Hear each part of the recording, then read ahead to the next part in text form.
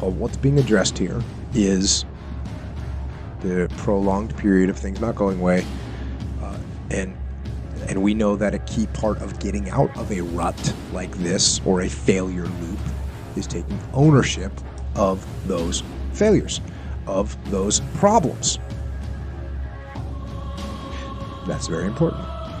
But guess what? That alone doesn't solve them at all.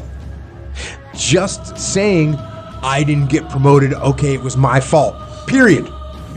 That doesn't solve the fact that you didn't get promoted. I'm not getting called back to do this other contracting job. It's my fault.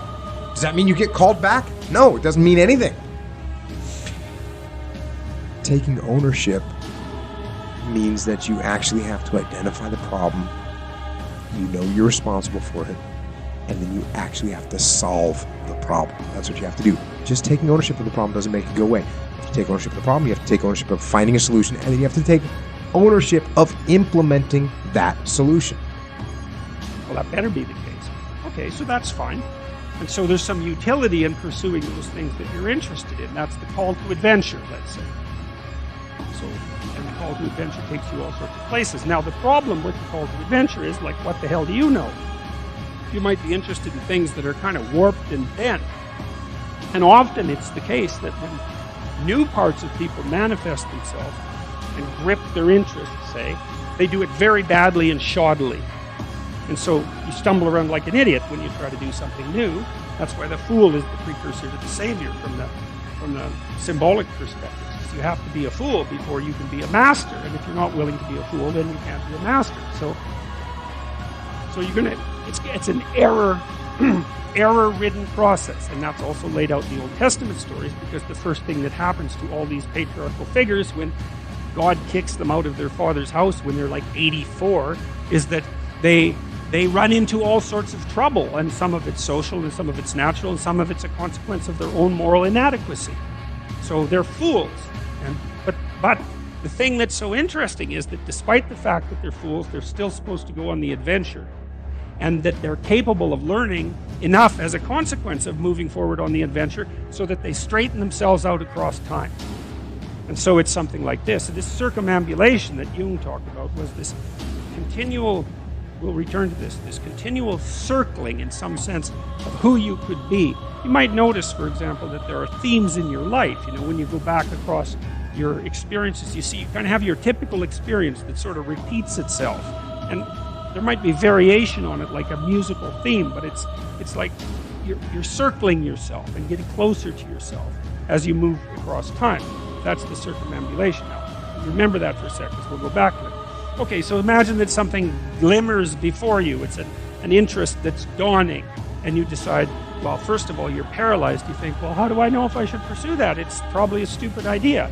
And the proper response to that is, you're right, it probably is a stupid idea, because almost all ideas are stupid. And so the probability that as you move forward on your adventure that you're going to get it right the first time is zero. It's just not going to happen.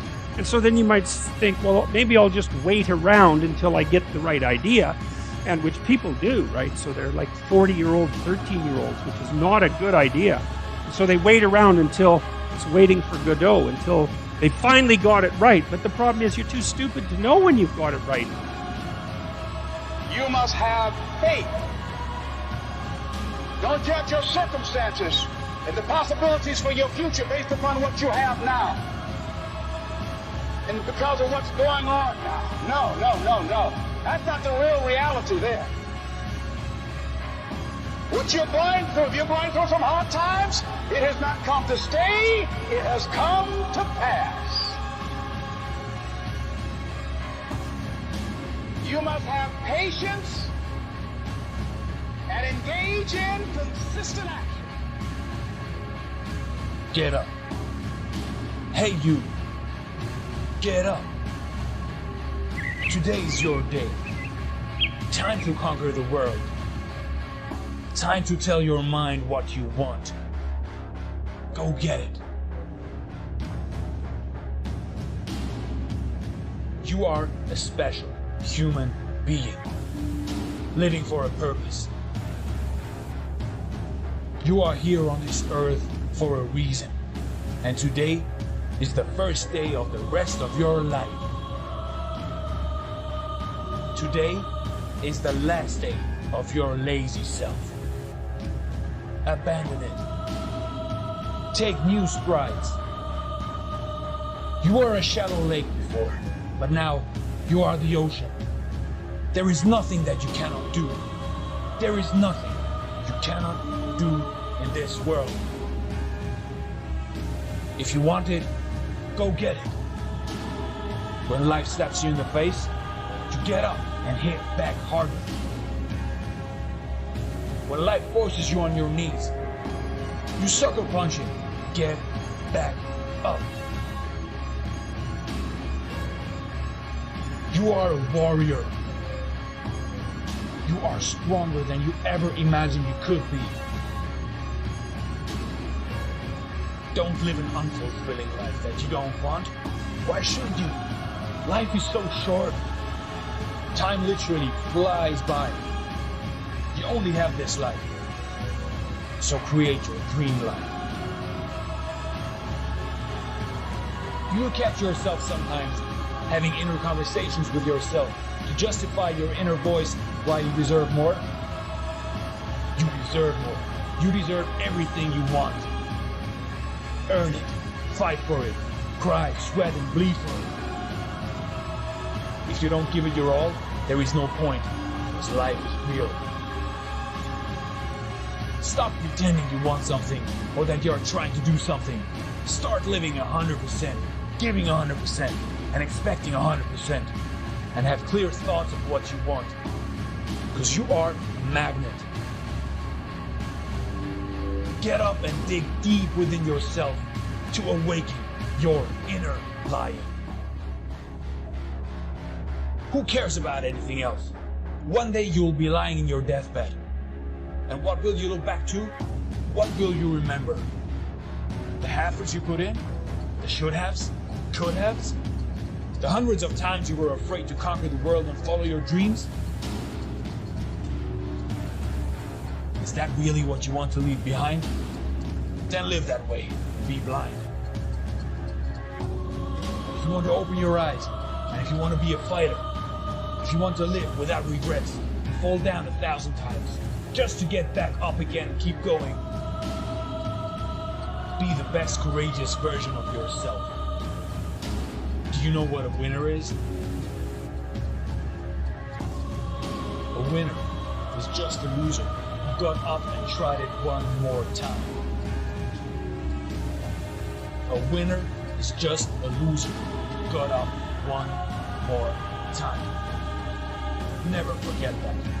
The Wizard of Oz, the scary things, suddenly aren't so scary anymore once you have conquered them. You will laugh to yourself why you did not try it before. There is a reason why we want something, why we have desires. It is so we can start playing the great game of this life, the great game of life. Everything you want is within your reach. If you can see it in your mind, it is closer to you than your arm or your leg. It is in your head. It is inside your mind. It is the closest part of yourself that even could be. You know what? Life is great. Life is great. But life will beat you down and kick you while you're covering your head and trying to catch a breath. It will be merciless. But you won't give in. You will give every inch of your body, every inch of your heart, every inch of your soul to get what you want. Nothing and no one can stop you.